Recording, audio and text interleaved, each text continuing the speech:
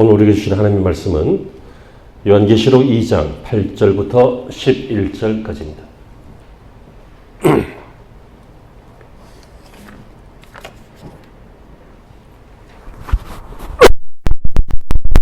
요한계시록 2장 8절부터 11절, 제가 먼저 읽고 다음 절 여러분 읽으시면서 한 절씩 보십니다. 서머나 교회의 사자에게 편지하라. 처음이요 마지막이요 죽었다가 살아나신 이가 이르시되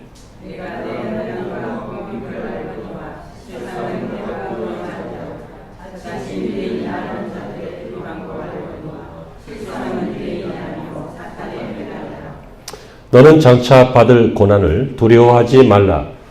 볼지어다 마귀가 장차 너희 가운데서 몇 사람을 옥에 던져 시험을 받게 하리니 너희가 10일 동안 환난을 받으리라. 내가 죽도록 충성하라. 그리하면 내가 생명의 관을 내게 주리라.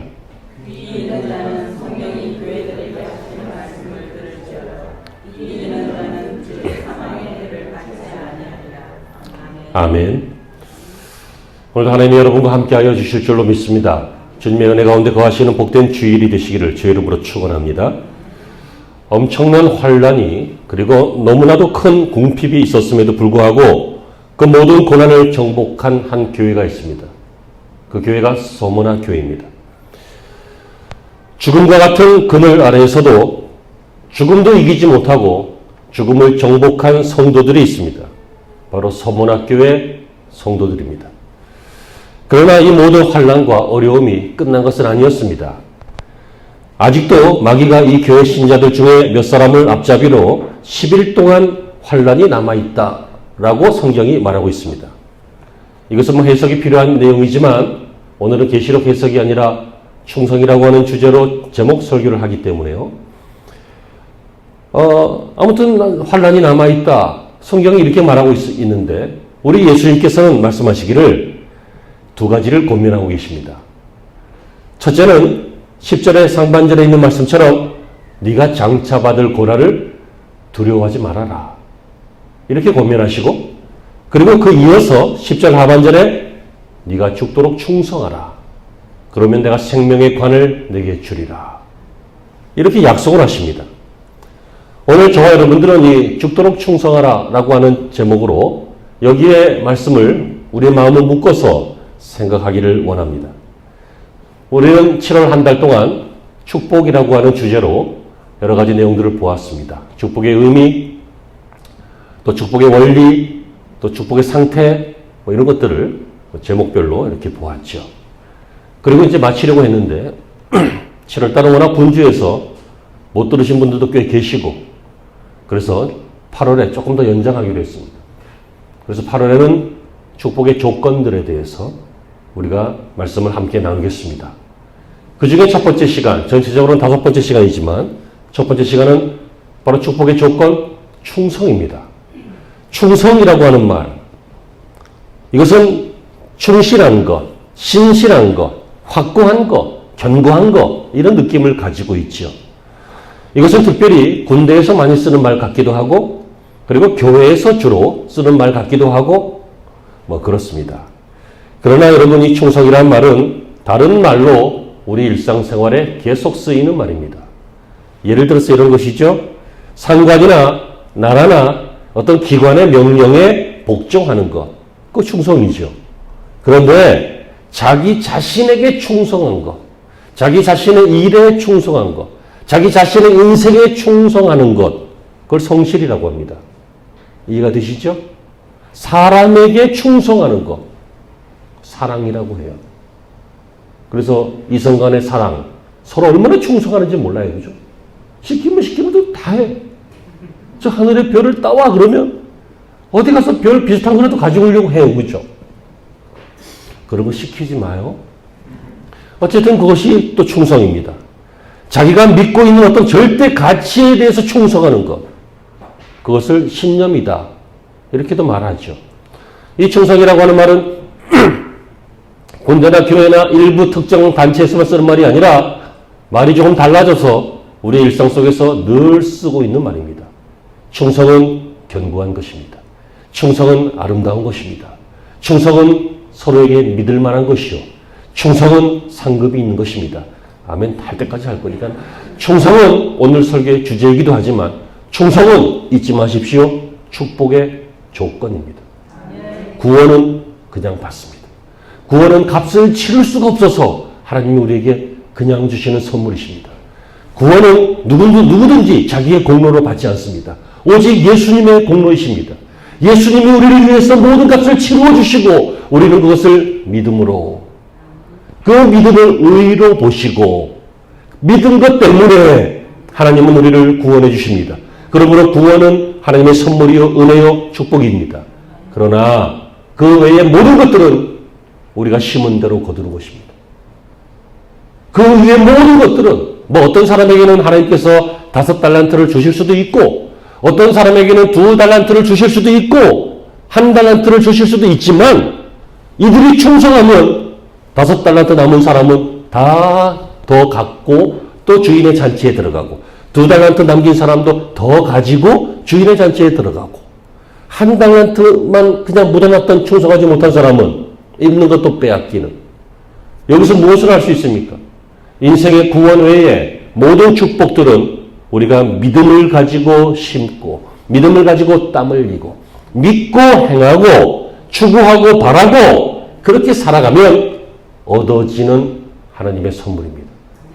저는 우리 교회 성도들이요 축복의 주인공이 되기를 소망합니다. 많은 은혜를 체험하시고 많은 복을 받았으면 좋겠습니다. 무당의 비는 허무한 복이 아니라 우리의 욕심이 기반이 되어 있는 나의 바람, 나의 망상, 나의 꿈 이런 것들을 이루는 것이 아니라 하나님과 일치된 소망, 하나님이 주시는 놀라운 축복, 하나님이 주시는 그것 때문에 내 인생이 아름다워지고 가치 있어지고 풍성해지고 쓰임받게 되는 이런 축복들을 우리 성도들이 많이 받았으면 좋겠습니다. 우리 교회 아이들이 잘 자라서 우리들의 청년들이 이 땅에서 이 사회에서 이름을 떨치고 또 많은 사람들에게 사랑받고 또 많은 사람들에게 흠모의 대상이 되는 그런 일들을 많이 보았으면 좋겠습니다. 적어도 이 속에 몇 명의 기업가들은 그 기업이 잘 일어나서 그래서 학생들을 돕고 가난한 자들을 돕고 교회를 섬기고 이 세상에 역선한 영향력을 펼침으로 말미암아 나도 저런 사람들처럼 살고 싶다 라고 하는 세상의 어떤 존경과 어떤 롤 모델이 되는 일들을 저는 여러 번 목격하고 싶습니다. 모두 그렇게 될 필요는 없지만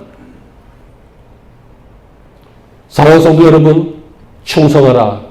오늘 이 설교의 제목을 부담을 줄 모양인데 날 잘못 잡았네 이렇게 생각하실 것이 아니라 축복의 조건이라고 하는데 이 초점을 잡기를 바랍니다.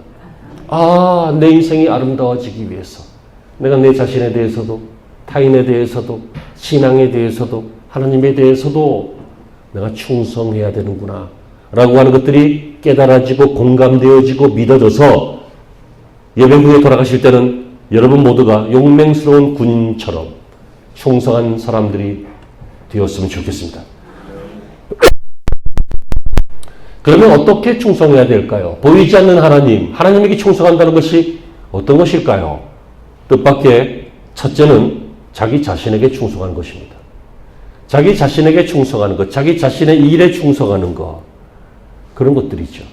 그런데 특별히 신앙생활이기 때문에 자기 자신의 신앙을 충실하게 살피시기를 바랍니다.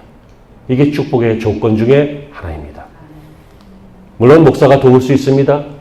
여러분의 부모님들이 도울 수도 있겠고 중보자들이 기도해 주면서 도울 수도 있겠고 먼저 인도하신 분이 나중에 믿은 초신자나 아니면 이제 얼마 되지 않은 분들을 이렇게 인도할 수도 있을 것입니다. 그러나 결정은 내 마음이 하는 것이고 결단도 내 마음이 하는 것이고 은혜도 내 마음이 받는 것이고 배척도 내가 하는 것이요 거부도 내가 하는 것이기 때문에 내 이 자기의 신앙은 자기가 지키는 것입니다. 부모가 아무리 애를 써도 자녀 신앙 지키기 어렵습니다. 중보하고 기도해 줄 뿐이죠. 자기가 결정하는 거예요. 아모스 선지자는 현대를 말씀이 없는 기갈의 시대다 이렇게 말했습니다. 여러분 비가 오지 않으면 어떤 일이 생깁니까? 땅바닥이 푸석푸석해지고 곡식은 죽고 열매는 마르고 엉망진창이 됩니다. 그것처럼 현대를 여호와의 말씀이 없는 기갈의 시대다 이렇게 표현하고 있습니다. 이 말은 무슨 얘기예요? 우리 마음이 촉촉해서 마음이 따사롭고 열매가 있고 인간적이고 가치 있고 그러질 않고 마음이 푸석푸석한 거예요. 마음이 툭 건들면 마음이 무너져요. 마음이 툭 건들면 반발해요. 마음이 조금만 상처를 받으면 허무해져요. 마음이 조금만 배신을 당하면 의미가 없고 보람이 없어져요. 눈을 들면 비판적인 시각. 나라가 왜 저래? 정부가 왜 저래? 교회는 왜 그래? 이런 마음이. 여러분, 비판은 굉장히 쉬워요. 하지만 그 비판 속에 들어가서 고쳐야 하는 사람들은 많지 않아요. 그 마음이 문제죠. 현대신학이 이 말씀에 대한 불신앙, 이것이 현대신학의 흐름인 것 같습니다. 그래서 말씀을 듣는 것 같은데, 아멘 하는 것 같은데, 고개도 끄덕거리는데, 말씀을 실상은 잘 듣질 않습니다. 그 증거가 무엇입니까? 나가면 그렇게 살지 않는 것입니다. 나가면, 말씀은 말씀이고, 현실은 현실이니까, 이렇게 스스로 분리하는 것입니다. 그 결과 어떤 일이 생깁니까? 신앙과 현실이 다른 배도 행위들이 많이 나타나고, 이것은 성도 개인의 이야기가 아니라 전반적인 이야기고, 심지어 교회의 이야기이기도 하고, 더 나아가 목회자의 이야기이기도 합니다. 이것은 바로 비극입니다. 그러므로 우리가 이것저것 고치기 전에 자기를 고쳐야 됩니다. 자기 자신의 신앙에 충성해야 된다고요. 내 신앙에 충성해야 복을 받아요. 그러면 내 신앙에 충성한다는 것은 어떻게 하면 될까요? 교회를 일주일에 10번씩 올까요? 예배를 1시간만 하지 말고 목사님 한 3-4시간 합시다. 예배에 힘쓰고 그래야 될까요? 그게 나쁜 건 아니지만 꼭 그래야 되는 건 아닙니다. 아주 간단합니다. 자기 신앙을 충실하게 만드는 것은 바로 말씀에 충실한 것입니다. 이것은 말씀을 듣고 읽고 증거하는 것입니다. 말씀을 듣는다. 사무엘상 3장 10절에 사무엘이 가로되 말씀하시옵소서 주의 종이 듣겠나이다. 늘 들으려고 하는 거예요. 또 잠언 28장 9절에도 사람의 귀를 돌이키고 율법을 듣지 아니하면 그의 기도도 가증하니라. 듣는 거예요. 하나님의 음성을 성경을 통해서 설교를 통해서 여러 가지 상황을 통해서 하나님의 뜻을 들으려고 하는 거예요. 그것이 들어올 때 내 신앙이 자리가 잡아요. 내 신앙이 견고해져요. 아멘이 되시기를 바랍니다. 그래서 로마서 10장 17절에 믿음은 들은 데서 난다 그랬어요. 들음은 그리스도의 말씀이다 그랬어요. 좋은 얘기를 들었다고 믿음이 생기는 게 아니라 그리스도의 말씀을 들어야 믿음이 생기는 거예요. 어떤 분들은 이렇게 얘기할 수 있어요. 목사님, 그러면 설교를 잘 해주세요. 좀 잘 들리게 설교를 해주세요. 죄송해요. 최선을 다할게요. 하지만 잘 생각해 보세요. 재미있거나 쉽거나 이해가 쏙쏙 된다고 반드시 좋은 설교일 수는 없습니다. 때로는 좀 거칠 수도 있고 마음이 부담이 될 때도 있지만 좋은 말씀이란 성경 그 자체입니다. 성경을 하나 읽어놓고 이런저런 이야기를 소위 그걸 말빨이라고 하죠. 언변이 좋은 사람이 이런저런 이야기를 통해서 재미있게 하고 뭐 하고 하는데 돌아가면 남는 것도 없고 생각나는 것도 없고 내 삶을 바꾼 것도 없다면 그게 과연 진정한 하나님의 말씀일 수 있습니까? 때로는 제 설교가 쉬울 수도 있고 은혜가 될 때도 있고 어떨 때 어려울 수도 있고 어떨 때는 부담될 때도 있을 것입니다. 그러나 이런 현상을 보지 말고 말씀 자체를 들으려고 하십시오. 마음의 문을 열고 믿음으로 마음의 문을 열고 말씀을 들으려고 하십시오. 말씀은 살아있어서 어떤 말씀이든지 여러분 속에 들어가서 은혜롭게 자리 잡아 주실 줄로 믿습니다. 자꾸 들으세요. 그리고 읽으세요. 여호수아 1장 8절에 여호와의 말씀을 지켜 행하라 라고 했습니다. 지켜 행하라. 지켜 행하기 위해서는 기억이 나야 돼요. 우리가 왜 못 행해요? 기억이 잘 안 나는 거예요. 어떨 때는 기억이 날 때도 야 기억나지 마 하고 기억을 잠재워요. 마음이 힘드니까. 근데 자꾸 기억이 나야 돼요. 말씀이 이 신앙생활의 기본이 되는 하나님의 말씀이 내 생각을 딱 지배하기 위해서는 자꾸 기억이 나야 돼요. 그럼 어떻게 해야 돼요? 자꾸 읽어야 되죠. 여러분 영어 단어를 배우는 방법 무엇입니까? 반복하는 거예요. 왕도가 없어요. 누가 한 번 보고 외워요. 누가 한 2-3번 보고 외우냐고요. 20번씩 30번씩 막 써가면서 그렇게 외워요. 그리고는 이 외운 것들이 잊어먹어지니까 며칠 후에 다시 봐야 돼요. 이렇게 반복하면 어떻게 돼요? 나중에 이게 뭐지? 하고 생각하지 않더라도 툭 튀어나오잖아요. 공부를 안 해보셨어요? 그렇게 된단 말이에요. 그거죠. 우리가 믿음으로 살아야지 알아요. 이겨내야지 알아요. 이런 마음 먹지 말아야지 알아요. 아는데 그때 가서 안 돼요. 왜 그래요? 훈련이 안 되고 반복이 안 돼서 그래요. 읽으시길 바랍니다. 하나님 말씀을 가까이 하시길 바랍니다. 왜 목사가 수년 동안 계속 큐티 하세요? 말씀을 가까이 하세요? 이것을 강조합니까? 할 말이 그거밖에 없어서입니까? 아닙니다. 중요하기 때문에. 그래야 여러분들이 복을 받기 때문입니다. 이렇게 말씀을 듣고 읽는 것. 다시 말하면 신앙생활은 말씀대로 사는 거예요. 이렇게 살려고 하면 자기 자신에게 충성한 것이 돼요. 충성이 축복의 조건입니다. 첫 번째, 여러분 스스로 충성하십시오. 여러분 스스로에게 성실하십시오. 특별히 여러분들의 신앙생활에 성실하시고 최선을 다하십시오. 드라마 전 잘 안 봅니다만 왜냐면 한번 빠지면 계속 봐야 되잖아요. 최근에 근데 뭐 하나 괜히 봐가지고 지금 계속 보고 있어요. 근데 그거 못 보면 다시 보기라도 해서 봐야 되잖아. 근데 여러분 예배 못 들으셔서 설교 못 들었으면 다시 듣기라도 해서 들으세요. 큐티 지나갔으면 어제 거 못했네 해서 오늘 뭐 수요일이면 화요일 거라도 찾아서 들으세요. 그런 마음이 생기시길 바랍니다. 이 마음 귀한 마음입니다. 축복의 징조가 보이는 마음입니다. 두 번째, 우리는 역사 앞에 충성해야 됩니다. 목사님, 역사 앞에 충성한다는 것이 무엇일까요? 그것은 바로 기도하는 것인데요. 왜냐하면 부패한 시대마다, 타락한 시대마다, 세상이 어두울 때마다, 혼란이 있을 때마다, 교회가 흔들릴 때마다 하나님께서는 그때마다 위대한 사람들을 몇 사람씩 배출해 내셨습니다. 그래서 이들로 말미암아 그 시대를 밝히고, 이들로 그 교회를 살리고, 이들로 그 나라를 살리고, 그 사회를 밝히는 그런 일들을 하나님은 수천 년 동안 계속 민족마다, 나라마다, 시대마다 해오셨습니다. 우리가 알고 있죠?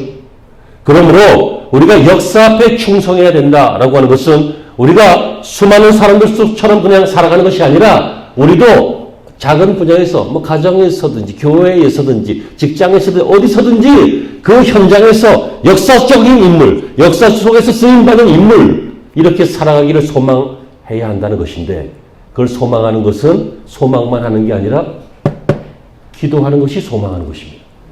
이런 것입니다. 사무엘이 바로 그런 사람이었습니다. 그는 기도하기를 쉬는 죄를 범치 않겠다. 스스로 이렇게 말했습니다. 그는 기도하는 것을 쉬는 것을 하나님 앞에 죄송스럽게 생각했고 죄라고 생각했습니다.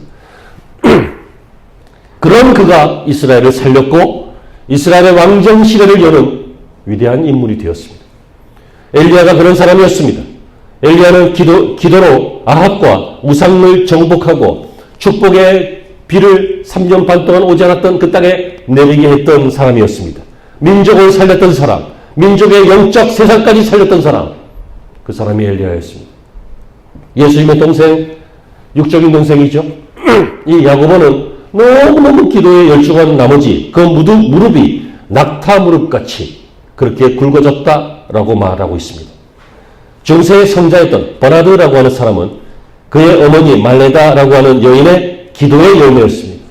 어머니가 기도하고 기도해서 한 시대를 살리는 위대한 신앙인 아들을 만들어낸 것입니다.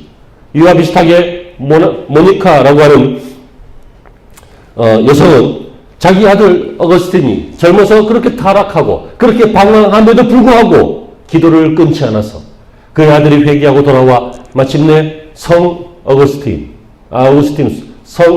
이렇게 이름 불리는 위대한 인물이 되었습니다.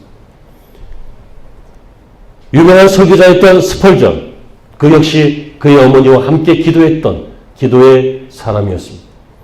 1517년 저 부패해버렸던 유럽을 다시 한번 일으키고자 종교 개혁을 일으켰던 마르틴 루터도 하루에 3시간 이상 기도하면서 힘을 쏟은 사람이었습니다. 하나님, 스코틀랜드를 내게 주십시오. 그렇지 않으면 내가 죽겠나이다 라고 했던 존 낙스, 그쪽 발음으로는 요한 낙스, 잘못 발음하면 유한 낙스 같은, 이렇게 하면 이름이 좀 외워지겠죠. 이 존 락스, 이 사람은 스코틀랜드를 위해서 기도했던 기도의 사람이었습니다. 영국의 구교 사상을 기억해 놓았던 웨슬레라고 하는 사람, 감리교의 창시자죠. 이 사람도 힘을 쏟아 기도했던 기도의 용병이었습니다. 그의 기도는 세계는 나의 교구다. 감리교인들은 다 아는 내용이에요. 세계는 나의 교구다. 우리는 장로교에서 잘 처음 들어보는 소리죠. 얼마나 포부가 좋습니까? 내 교구가 세계래요. 장로교의 창시자인 이 제네바에 있던 칼빈은 멀리서 걸어오는 것을 보면 사람들이 야, 저 해골이 걸어온다 그랬대요. 왜냐하면 너무도 기도와 연구에 몰두한 나머지 건강을 돌보지 않아서 그랬다고 합니다. 여러분, 교회의 위대한 활력 중 하나는 기도이지만 성도 개인의 인생의 위대한 활력도 기도입니다.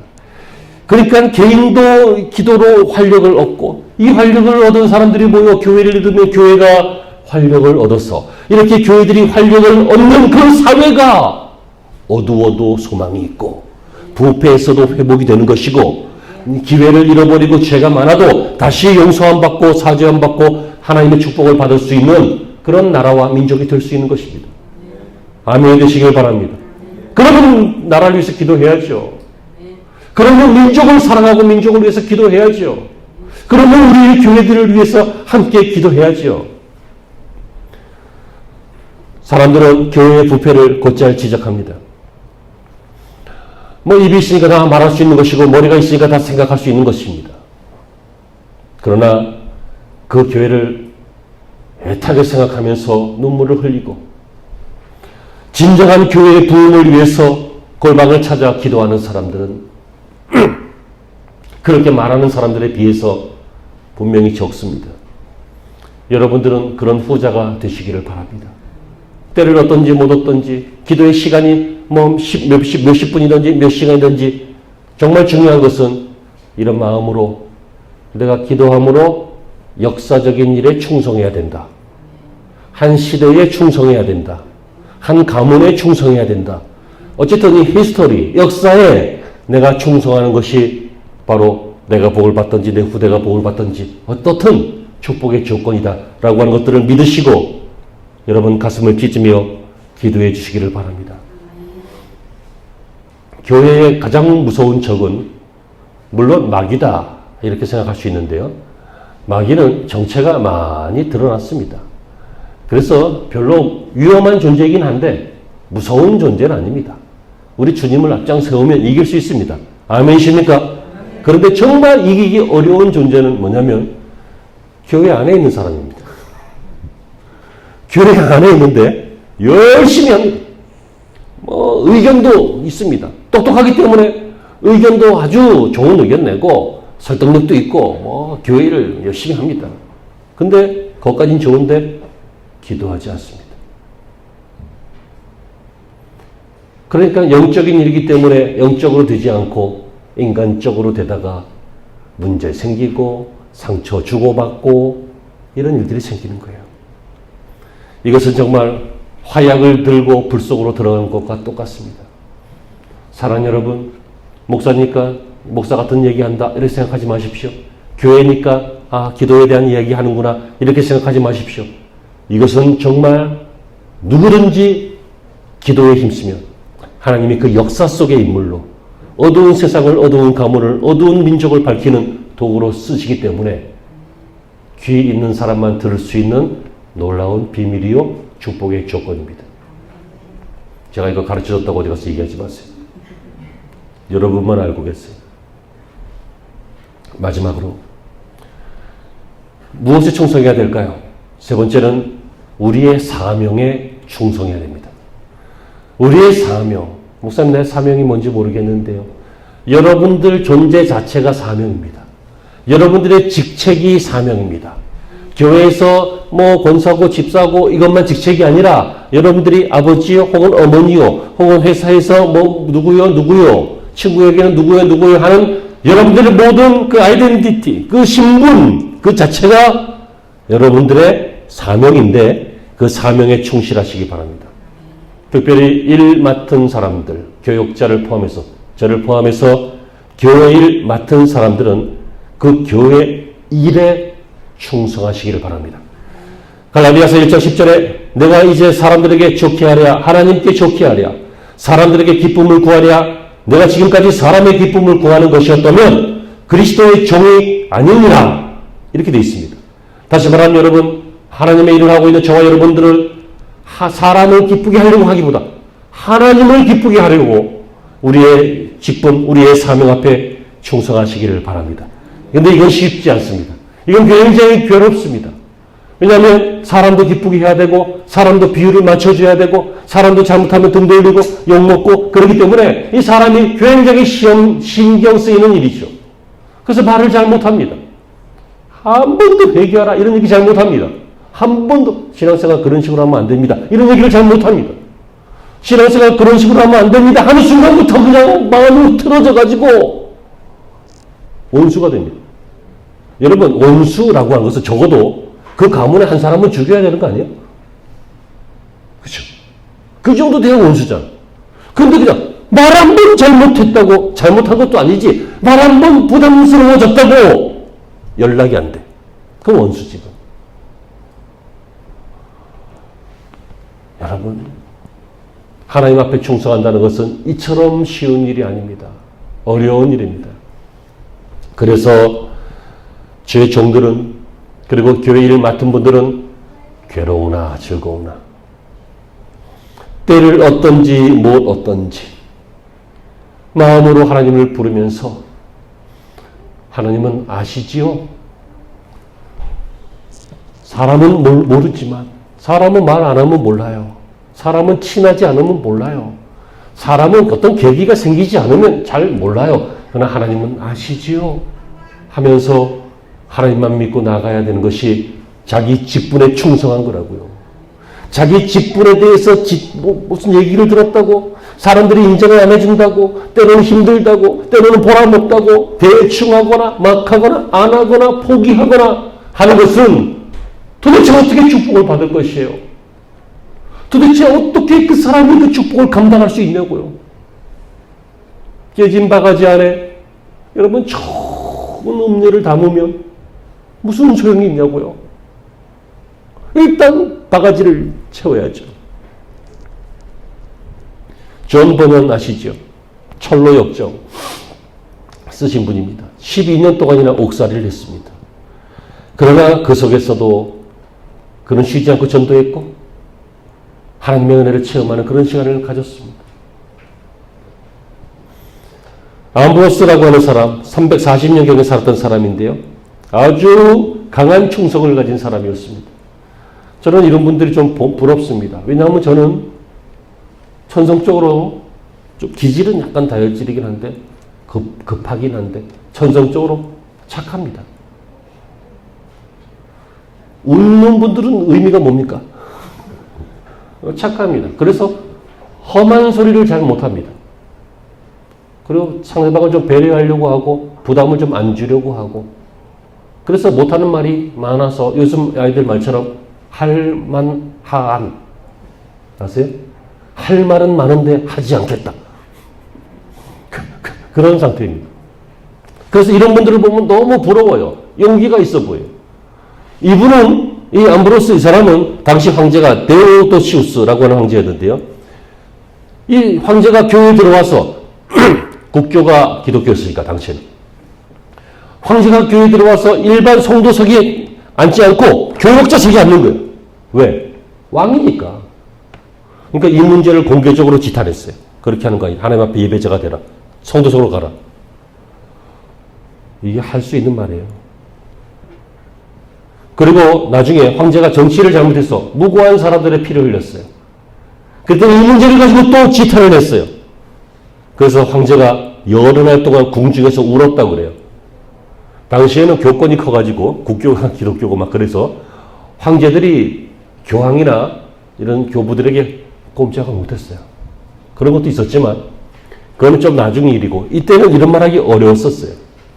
그 황제가 암브로스에 대해서 나중에 뭐라고 하느냐면 나는 감히 나에게 진리를 말해주는 사람을 처음 보았다. 그 사람은 과연 감독이 될 자격이 있는 사람이다. 그는 밀란에 있는 암브로스다. 이렇게 표현했어요. 주기철 목사님께서 의성 감옥에 수감되었을 때 한 형사가 그를 많이 때렸는데 어느 날 또 때리려고 고문하려고 그랬어요. 그때 주기철 목사님이 그 형사를 이렇게 보니까 그 영혼이 불쌍하거든. 그래서 이런 말을 했대요. 야, 당신이 나를 때리고 나중에 하나님의 심판을 받을 때 왜 때렸는지 얘기할 수 있을까?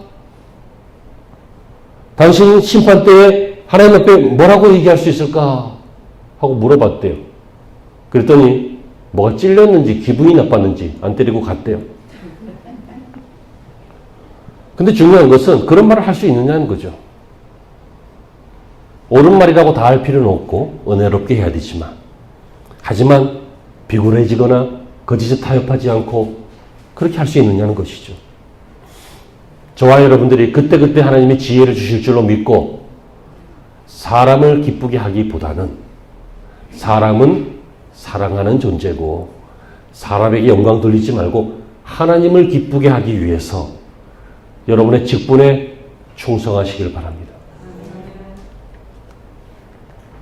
평신도들은, 그리고 이것은 저를 포함해서 모든 성도들은 신앙의 절개를 지키며 교회 봉사에 충성하시길 바랍니다. 절개, 중요한 말입니다. 절개 없는 사람은 뼈 없는 인간과 똑같습니다. 뼈 없으면 어떻게 되겠어요? 못 걷고 못 뛰고 무너지겠죠. 악한 부인은 악처, 소크라테스 부인처럼 악처는 남편이 병들거나 몰락하거나 그러면 떠납니다. 그러나 열녀는 어려울 때 남편을 돕습니다. 그처럼 간신은 평안할 때 왕에게 아부하고 충성하지만 나라가 어려워지면 자기 이익을 쫓아 왕의 등을 칩니다. 우리나라 경험을 봤잖아요. 일제시대 때. 나라를 파는 그 사람들 어떤 사람들이에요? 다 관료들이에요. 우리가 충신 정몽주에 대해서 잘 알고 있죠. 무너져가는 고려 말에 태종이 보낸 그 암살자에게 죽었습니다. 선죽교라고 하는 데서 죽었죠.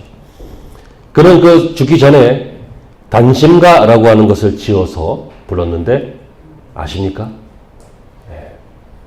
이 몸이 죽고 죽어 100번 고쳐주고 백골이 진토되어 넋이라도 있고 없고 임향한 일편단심이야 가실 줄이 있으랴. 절개는 언제 드러나요? 엄동설 안에 드러나는 거예요. 어려울 때 드러나요. 이 세상에도 절개가 필요하지만 신앙생활에도 성도들이라면 신앙생활 한 지 한 달밖에 되지 않았어도 성도는 신앙의 절개가 필요합니다. 우리는 주님의 몸입니다. 주님과 함께 하는 사람들입니다. 저와 여러분들이 신앙의 절개를 지키고 내가 좀 연약해도 나는 크리스찬이다. 주님이 나와 함께 하신다. 나는 이 땅에서 홀로가 아니라 주님이 함께 하시는 평생 나와 동행하시는 하나님의 사랑받는 사람이다. 라고 하는 것을 늘 잊지 말고 신앙의 절개를 지키면 이 사람이 축복의 조건이요. 그리고 놀라운 은혜를 받는 충성하는 사람이 되는 것이죠. 이야기만 하고 마치려고 하는데요. 스위스의 어느 작은 교회에서 한평생 교회 종을 치신 분이 있습니다. 스위스 말이니까 영어 단어하고 좀 달라요. 그분 이름이 페인이라고 하는 사람인데 우리나라 말로 페인 하면 나쁜 것 같잖아. 영어로도 페인 하면 뭐 고통 이런 거잖아요. 스위스어니까 무슨 뜻인지 모르겠어요. 아무튼 이 페인이라고 하는 사람이 있는데요. 한평생 교회 종을 쳤어요. 그가 어느 날 이제 돌아가셨어요. 근데 돌아가시는 그날, 늙어서 병들어서 운명하던 그날이 어느 주일 저녁이었대요. 가족들이 모여있는데 갑자기 일어나더니 종칠 시간이 되었다 하고 나가더래. 죽으려고 하는 사람이. 종칠 시간이다 하고 나가서 종치고 죽었어요. 참 기가 막히죠. 멋지지 않아요? 저는 그렇게 될지 안 될지 잘 모르겠지만 저는 강단에서 죽었으면 좋겠어요. 그냥 설교 다 하고 축도 하는데 푹 쓰러져가지고 그냥 나이 많아서 그걸 실려갔더니 가셨습니다. 얼마나 영광스러워요. 사랑하는 성도 여러분, 저는 아까도 말씀드린 바와 같이 우리 성도들이 많은 축복을 경험하시기를 바랍니다. 그러기 위해서 오늘부터 살피는 이 조건들을 하나씩 하나씩 잘 점검하십시오. 나는 나에게 충성한가? 나는 내가 살아가고 있는 삶의 현장에서 이 역사 앞에 충성하고 있는가? 그리고 나는 나의 직분, 나의 성도라고 하는 이름, 나의 어떤 집사 혹은 여러 가지 어떤 직분에 대한 그 이름 앞에 사람만 보고 있는가? 하나님을 보고 있는가? 나는 충성한가? 이런 것들을 잘 점검하시기를 바랍니다. 우리는 이 위대한 부름에 초대받은 사람들입니다. 맡은 자들이 구할 것은 충성이다. 오늘 본문이 이렇게 말하고 있습니다. 저와 여러분들에게 인생을 주신 하나님께서, 저와 여러분들에게 신앙을 주신 하나님께서, 저와 여러분들에게 이름을 주신 하나님께서, 그리고 직분을 주신 하나님께서 우리에게 충성을 요구하고 계십니다. 이 요구는 무리한 것이 아니고 힘든 것이 아닙니다. 우리가 기쁜 마음으로 순종하기만 하면 하나님은 순종할 수 있는 힘을 주실 것이고 도우실 줄로 믿습니다. 그리고 마침내 우리를 축복의 주인공으로 만드실 줄로 믿습니다. 이 축복을 받아서 인생을 꽃피우시고 많은 사람들을 꽃피우는 성도들이 되시길 주 이름으로 축원합니다. 기도하시죠.